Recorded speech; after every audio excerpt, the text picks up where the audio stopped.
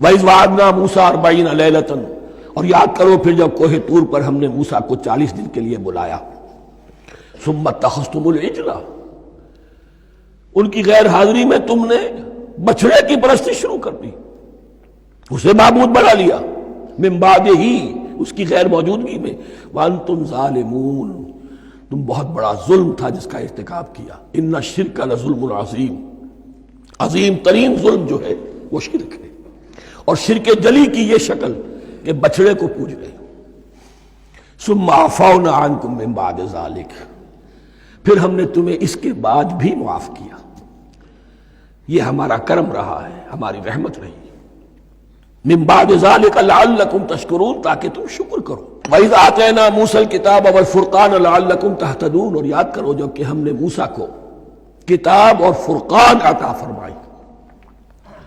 یہ فرقان حق اور باطل کے درمیان فرق کر دینے والی چیز. اور کتاب عام طور پر جو آتا ہے وہ شریعت کے لیے آتا، شریعت بھی دی، کتاب بھی دی، اور فرقان بھی دیا. لعلکم تہتدون، تاکہ تم ہدایت پاؤ.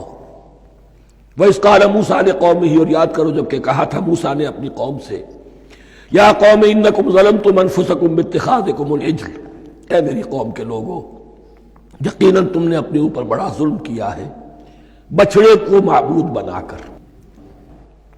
فَتُوبُوا إِلَىٰ بَارِئِكُمْ، پس توبہ کرو اپنے پروردگار، اپنے خالق کی جناب میں. باری، باری اللہ تعالیٰ ہے. باری فَاقْتُلُوا أَنفُسَكُمْ، تو قتل کرو اپنے آپ کو.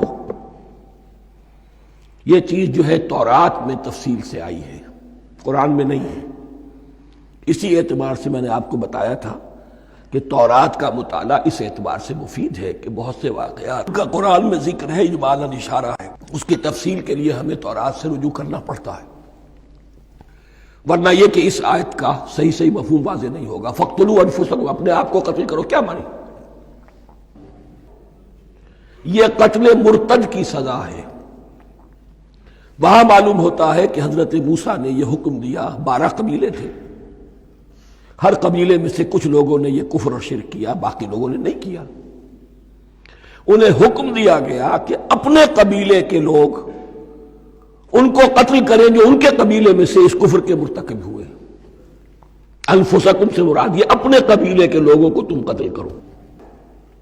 اس لیے کہ قبائلی زندگی جو ہوتی ہے آپ کو معلوم ہے، اس میں کوئی اور قبیلہ ہاتھ لگا دے تو قبائلی عصبیت بھڑک اٹھے گی. 70,000 یہودی قتل ہوئے. اس سے بڑی توبہ اور ممکن نہیں، اس سے بڑا پرج. کسی بھی آئیڈیولوجیکل پارٹی کے اندر پرج بہت ضروری ہوتا. کچھ لوگ آ گئے ایک نظریے کو قبول کر کے، رفتہ رفتہ نظریہ اوجل ہو گیا، کچھ مفادات، کچھ چودراہٹیں یہ مقدم ہو گئی. اسی سے جماعتیں خراب ہوتی ہیں، غلط راستے پہ پڑ جاتی ہیں، تحریکیں بھٹک جاتی ہیں. تو آئیڈیولوجیکل پارٹی، نظریاتی جماعتیں پرج کرتی رہتی ہیں کہ جو بھی ہمارے نظریے سے ہٹ گئے اب ان کو ہم کاٹ کر علیحدہ کر. یہی سے قتل مرتد. تو یہ چیز حدیث میں ہے یا پھر قرآن میں یہاں ہے.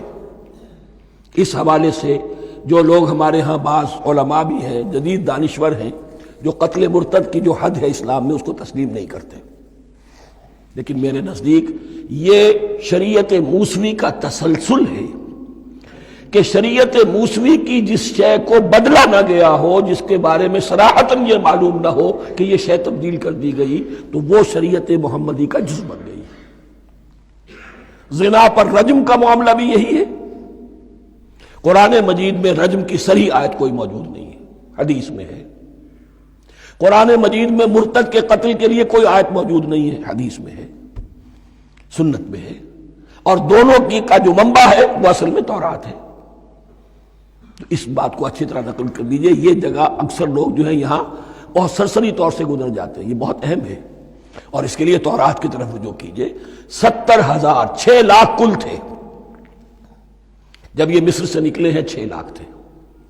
کتنے عرصے کے بعد پیننسولا پہنچے ہیں، سینائی پیننسولا میں اور طور میں کچھ اور ان کی تعداد بڑھ گئی ہوگی. لیکن یہ کہ ان میں سے 70,000 کو قتل کیا اپنے ہاتھوں سے. ہر قبیلے نے اپنے جو مرتد تھے ان کو اپنے ہاتھ سے قتل کیا. فتوبوا الی بارئکم فاقتلوا انفسکم ذالکم خیر لکم عند بارئکم، یہی تمہارے لیے تمہارے رب کے نزدیک بہتر بات ہے۔ فتاب علیکم، تو اللہ نے تمہاری توبہ قبول کر لی۔ توبہ قبول کس طرح ہوئی؟ یہ تزکیہ ہوا ہے امت کا کہ ان میں سے جن لوگوں نے اتنی بڑی غلط حرکت کی ہے ان کو کاٹ کر، ذبح کر کے، ان کو قتل کر کے پھینک دیا گیا۔ انہ هو التواب الرحیم، یقیناً وہ تو ہے ہی بہت توبہ کا قبول فرمانے والا اور بہت رحم فرمانے والا۔ صدق اللہ العظیم۔